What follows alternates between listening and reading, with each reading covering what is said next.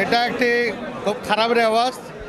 যারা দেশের আইন শৃঙ্খলা অবনতি ঘটাচ্ছে এবং আগামী নির্বাচন যেন বানচাল হয়ে যায়, যারা নির্বাচন চাচ্ছে না, দেশের স্বাধীনতা সার্বভৌমত্ব এবং একটি নির্বাচিত সরকার যারা চাচ্ছে না, যারা চাচ্ছে নির্বাচন পিছানোর জন্য, যে কোনো কারণে নির্বাচনটাকে ভণ্ডুল করার জন্য, তারা পরিকল্পিতভাবে এই ঘটনা ঘটিয়েছে।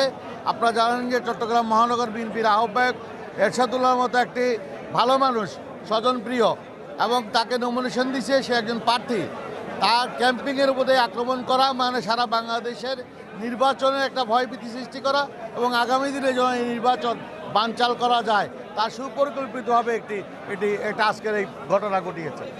নির্বাচন পিছানোর জন্য যারা নির্বাচন চাচ্ছে না, যারা চাচ্ছে নির্বাচন পিছাক, তারাই সুপরিকল্পিতভাবে এই ঘটনা ঘটিয়েছে।